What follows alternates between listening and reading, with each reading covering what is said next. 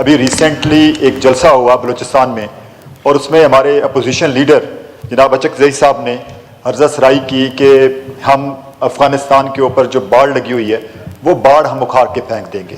اس طرح کہا کہ ہم جو عدالتیں ہیں ان عدالتوں کو نہیں مانتے, ہم اپنی عدالتیں جو ہے وہ لگائیں گے اور ہر پختون جو ہے وہ ایک گن اپنے پاس رکھے. تو جناب اسپیکر,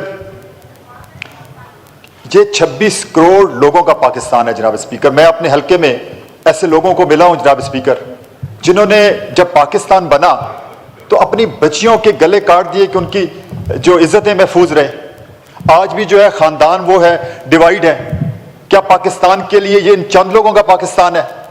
جناب اسپیکر, اچکزئی صاحب ہمارے کچھ ساتھی کہہ رہے تھے ہمارے لیے قابل احترام ہے. بالکل قابل احترام نہیں ہے. ہر وہ بندہ جو پاکستان کے خلاف بات کرے گا, جو پاکستانیت کے خلاف بات کرے گا, چاہے وہ جس عہدے پہ بھی ہوگا, وہ غدار ہے سر. اس نے پاکستانیت کی پاکستان اب چند دن پہلے سر میرے اپنے رشتہ دار شہید ہو گئے. کس کے لیے سر ہم قربانیاں دے رہے ہیں؟ اس پاکستانیت کے لیے, اس پاکستان کے لیے قربانیاں دے رہے ہیں. جو اٹھتا ہے, کبھی کوئی کشمیر سے چند سردار مان اٹھتا ہے جی ہم پاکستان کو نہیں مانتے, ایک پنجابی اٹھتا ہے جی ہم پاکستان کو نہیں مانتے. کتنے لوگ ہوں گے یہ؟ 10,000, 15,000, 26 کروڑ لوگوں کے جذبات مجروح ہوتے ہیں جناب اسپیکر. پاکستان ہم سب کا ہے.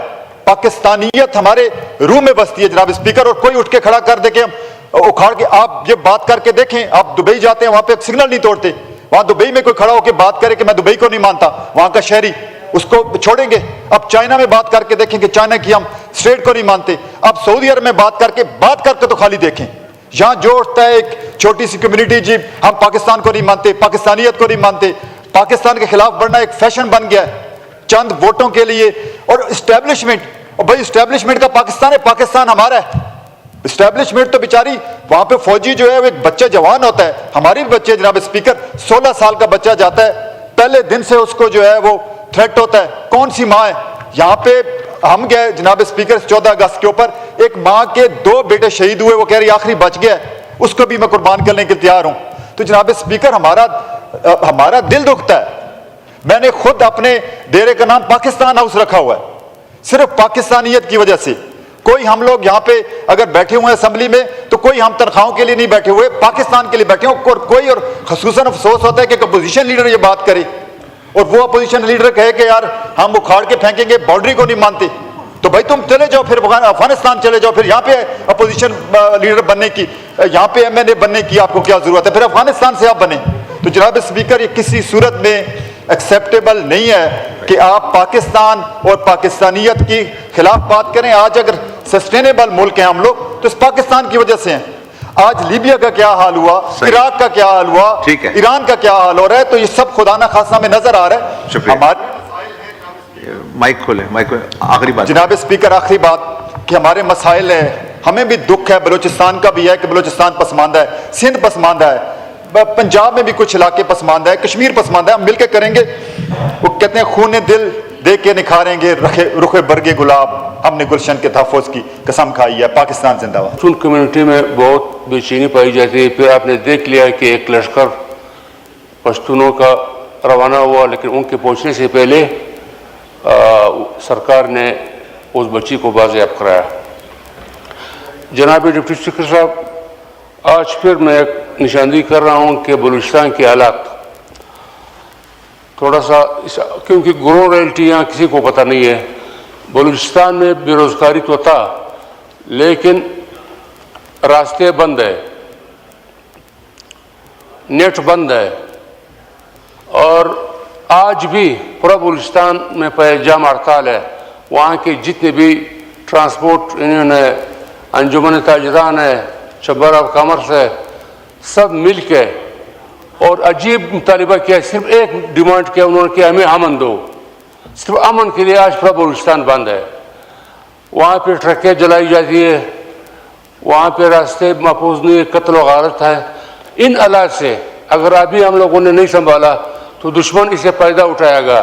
بلوچ اور پشتون جو صدیوں سے ایک ساتھ رہ رہا ہے, تو دشمن اس سے فائدہ اٹھا کے بلوچ اور پشتون کو لڑانے کی کوشش کرے گا. لیکن ہم نہیں لڑیں گے. بلوچ اور پشتون بھائی بھائی ہے, وہاں پہ ہم نہیں لڑیں گے. جو لوگ چاہے بلوچ ہو چاہے پشتون اگر یہ کوشش کرے کہ اس صوبے کو مزید آگ میں دھکیلا جائے تو انشاءاللہ یہ سازش ناکام ہوگی. لہذا میں خواجہ اسد سے ریکویسٹ کرتا ہوں کہ بلوچستان کے حال پہ رحم کرے. جب روزگار بھی نہ ہو, راستے بھی بند ہو, امن بھی نہ ہو, ان حالات میں, اور ایئر لائن والے بھی پھر 30,000 کا ٹکٹ 1 لاکھ میں دے تو لوگ کہاں جائیں گے؟ تو اسی لیے میں ریکویسٹ کرتا ہوں کہ بلوچستان کو سیریس لے, اور بلوچستان میں دشمن جو ناکام کوشش کر رہا ہے وہ انشاءاللہ اس میں کامیاب نہیں ہوگا. بحیثیت پشتون میں کہتا ہوں کہ بلوچ اور پشتون بھائی بھائی ہے, ہم آپس میں نہیں لڑیں گے. ہم سب پاکستانی ہیں اور پاکستان ایک گلدستہ ہے, ایک فیڈریشن ہے. انشاءاللہ تعالیٰ ان سازشوں کو ہم ناکام بنا دیں گے.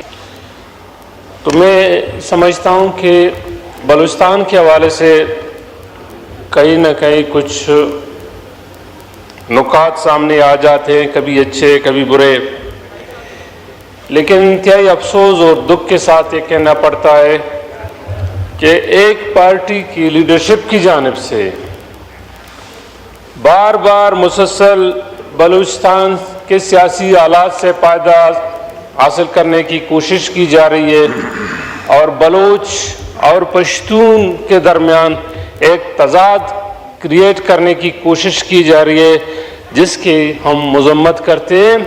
اور ہم سمجھتے ہیں کہ یہ ناممکن ہے. جس کے ذہن میں یہ بات ہے کہ ہم پشتون اور بلوچ کو لڑائیں گے اور بیچ میں اپنا سیاسی دکانداری چمکائیں گے, اٹس ناٹ پاسبل. اور جناب والا, ہم واضح کرتے ہیں کہ یہ جو بلوچستان کے حوالے سے پاکستان کی جو فورسز ہیں, یہ بلوچستان کی سالمیت کی جو بات کرتے ہیں, وہاں پہ ان کی قربانیوں کو کیسے رائیگان کیا جا سکتا ہے اور بلوچستان کو تقسیم کیا جاتا ہے, یہ بہت انتہائی نگیٹیو عمل ہے. اس کے حوالے سے بلوچستان میں امن و امان کی صورتحال تو انتہائی تشویشناک اور بہت ہی, میں کہتا ہوں, ابتر صورتحال ہے. اور اس حوالے سے وہاں کی جو صوبائی حکومت یا جو وہاں کے ذمہ داران ہیں وہ اپنی کوشش میں اب تک کامیاب نہیں ہوئے. لیکن لوگ, میں آپ کو یقین دلاتا ہوں اس ایوان کو, اگر اس ایوان کے حوالے سے ایک کمیٹی بنائی جائے اور وہ بلوچستان کے سیاسی حالات کا جائزہ لے تو آپ کو اندازہ ہوگا کہ بلوچستان میں کیا ہو رہا ہے. روزانہ کی بنیاد پر, روزانہ کی بنیاد پر آپ کو ڈیٹا اٹھا کر دیکھ لیں. اس ہفتے عید کے بعد سے آج تک پنجگور میں 10 سے 15 ایسے لوگ مارے گئے جن کا کوئی نہ مارنے والوں کو خبر نہ مرنے والوں کو خبر. اس طرح اوورآل تمام اضلاع کی صورتحال اس طرح ہے. اور اس کے ساتھ ساتھ جو بلوچستان کے ساتھ لگنے والے بارڈرز ہیں, ایران کے تربت, گوادر اور دوسرے اضلاع کے, اس کو بند کر کے لوگوں کے لیے روزگار کے دروازے بند کر دیں گے. اس سے صورتحال اور زیادہ سنگین خراب ہوگی. تو ہم مطالبہ ہی کر سکتے ہیں آپ سے, آپ کے اس ادارے سے, موجودہ گورنمنٹ سے, کہ جناب بلوچستان کے بارڈرز کو کھولا جائے, لوگوں کو آزادانہ طور پر روزگار کرنے دیا جائے. اور جناب والا, کسٹم کے حوالے سے یہاں پہ کل سے بات ہوئی تھی. میں کہتا ہوں یہ بلوچستان کے عوام کے ساتھ انتہائی زیادتی کی گئی کہ وہاں پہ اربوں روپے کے لوگوں کی پراپرٹی کو آگ لگا دی گئی. اور لوگ, میں آج اسپیکر صاحب آپ یقین کریں, میں ہفتے کے دن وہاں سے گزرا ہوں, اسی ہفتے کے دن سے اب تک بھی دھواں نکل رہا ہے. تو کیا اس حکومت کی یہ ذمہ داری نہیں ہے کہ وہ ملزمان کو کٹہرے میں لا کر کھڑا کرے, اور وہ لوگ جو وہاں پہ جن کو کروڑوں کی نقصان ہوئی ہے ان کو کمپنسیٹ کریں؟ تو کون کرے گا سر؟ یہ اتنی بڑی زیادتی ہوئی ہے, اور اس زیادتی